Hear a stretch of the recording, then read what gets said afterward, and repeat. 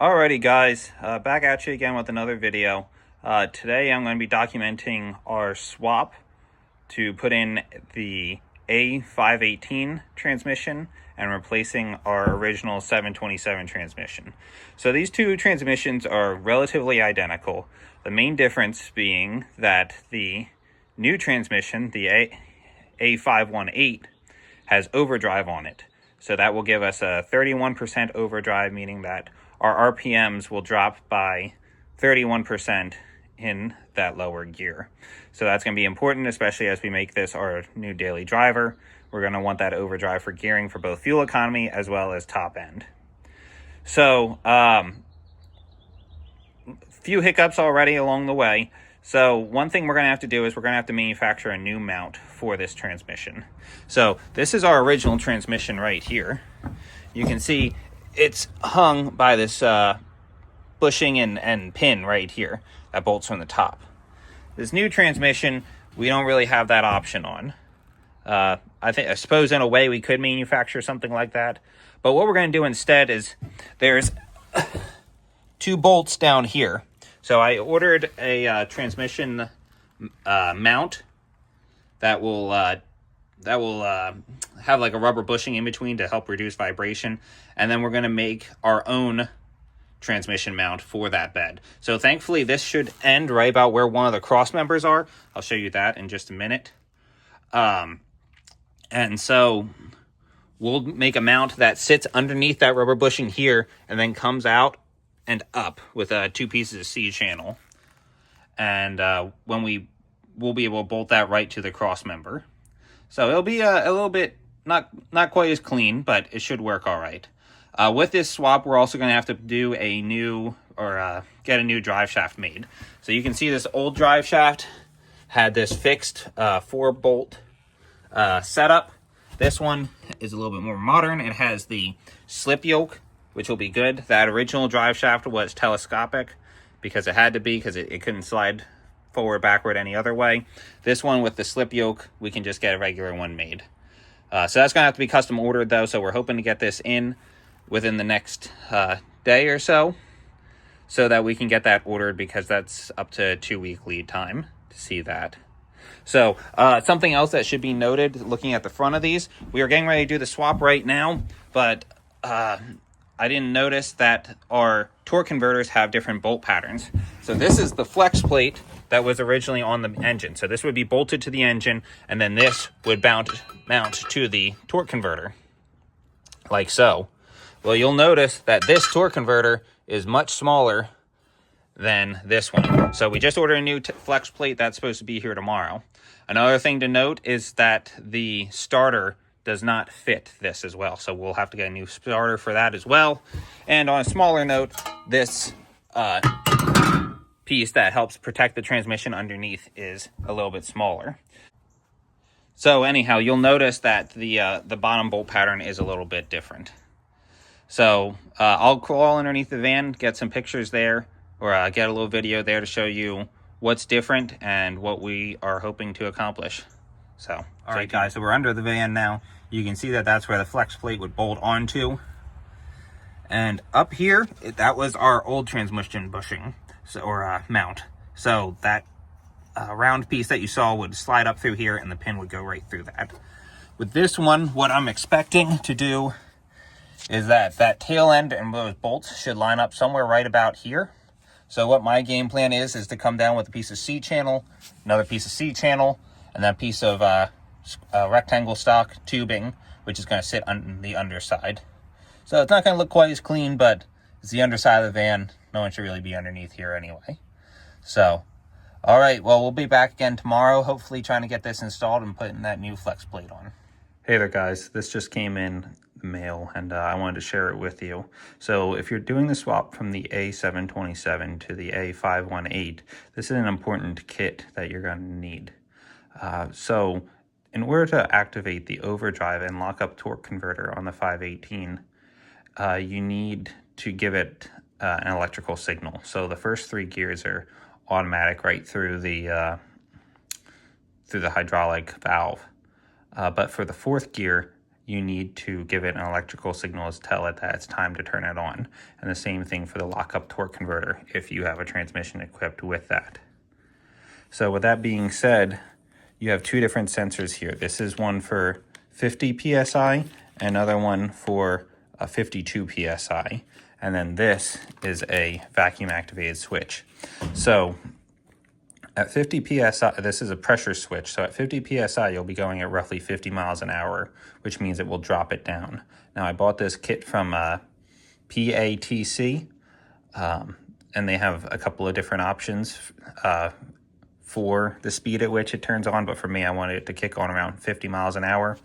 And then this other one is for 52 miles an hour, and that will turn on the lockup torque converter. So I was told by a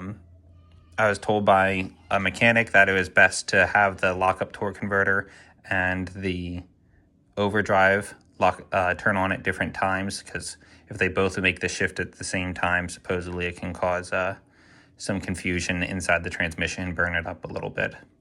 So that's why there's two pressure switches. And then this over here, the vacuum switch, is so that if you lay on that'll connect in line with your carburetor. So if you really lay on the throttle and the vacuum drops down low enough, it'll drop and turn off that fourth gear, help you to drop a gear and to be able to go back down to third and get that pickup that you need to maybe pass another car or climb up that hill or something like that. So anyway, this is an important kit that you'll need as well when you do that swap. So, all right. All right, guys, we got the transmission bolted in now. I apologize, I meant to take a video when we got the correct flex plate, but if you are looking for the correct flex plate, you can look up a 1995 Dodge Dakota with the 5.2 liter engine. I think it's an 11.5 inch flex plate, if I remember correctly. And you want to get the non-weighted version. So we've got that in there. Looks like it bolted in pretty good. I had a little bit of trouble trying to get the torque converter all the way seated, but after watching a couple of YouTube videos, it's not that bad. So now that we have it up in position, we have to actually make the transmission mount. So right now it's bolted in there, but we have it sitting on this jack stand, which is holding it up now, and the floor jack is just there as extra moral support. So I bought this transmission mount. So this provides us the rubber bushing that we need to make sure that it doesn't vibrate the whole van as it's going. And then if you can see it well enough over here, we got this cross member right here. So the whole hope is going to be to take a piece of C-channel that comes down to here. And then originally I was going to use a piece of box tubing, but that's going to put us pretty low to the ground. So I'm just going to use another piece of C-channel now. And that'll be bolted onto there. So we'll have a piece of C-channel that goes all the way across. Then we'll have another piece of C-channel that's welded to it. We'll go up to here. And then we're going to, after that's all into place and all bolted correctly, then I'll drill some holes through here, through the C-channel, through this frame right here, cross member, and then of course do the same thing on the other side over here. So alrighty, I'll come back when I got when I got another video. Alrighty guys, we got this all fabbed up. You can see that we've got our transmission mount where we want it. So I drilled a hole up top, up there, and up there. I got 5/8 bolts going all the way through it. I've just got some tack welds on here now. I'm going to pull this back off and finish welding it up, but I just wanted to finish documenting it while I had daylight. And then I wanted to show that I got this rubber bushing mount, whatever you want to call it. It was a GM 2268. So it's nice because it's got the bolts right here that connect to the bottom, and then it has another set of 2 bolts that go to the bottom here. So that should hopefully take away some of our vibration. Feels nice and sturdy. I mean, I'll have to take that off first. Another thing I wanted to point out is that I got the linkage hooked up. So I didn't get a picture of the old linkage for you, but you can see that this linkage, it works pretty good. On the previous transmission, this bolt right here was a little bit further up. So this makes this have a little bit of a harsh angle here.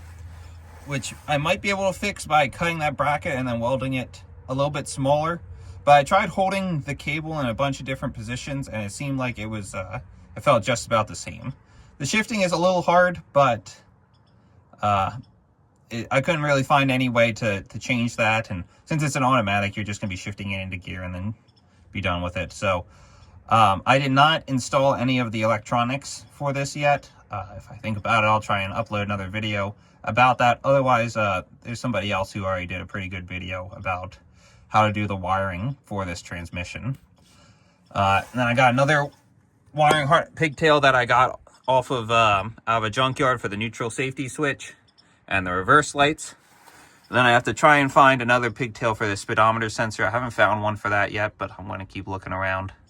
And so the next step is I'm going to have to try and get the drive shaft measured. So that'll go from there back to there, and that's going to be custom ordered, which that'll take a few weeks. So, and then I got a new starter ordered, but I haven't put that in yet.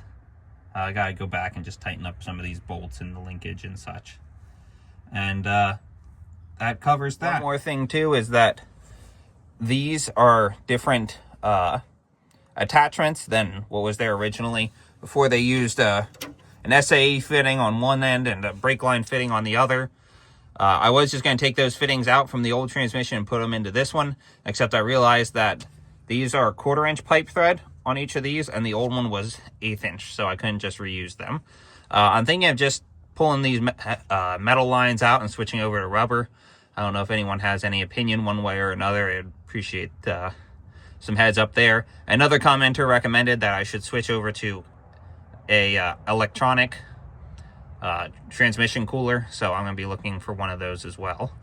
And I think the plan is going to be to mount that somewhere up in here. I'm not really sure where yet, but I got to figure out where the old one was mounted there, or if I don't know if the old one was integrated into that radiator or not. But anyhow, we're gonna have to figure out some sort of mount for that. But that'll be documented in a future video. So the next step in this project is I still have to finish gutting it. I'm working on a video about that, which is just gonna be a more before and after. And then I've also picked up some seats from this junkyard. I'm gonna have a separate video coming up about the transmission, or not transmission mounts, the new legs that I'm making for it. I don't like these ones. These ones came out of a Chevy Express van. So anyway, I'll have a video coming up on that in the future, and we're going to be continuing the gutting process on it. So I'll keep you posted. Be on the lookout for more videos, and keep giving me your ideas. All ideas, and I'm new to this project, so any tips or recommendations from others that have worked on these vans before, I'm all ears. So thank you. God bless.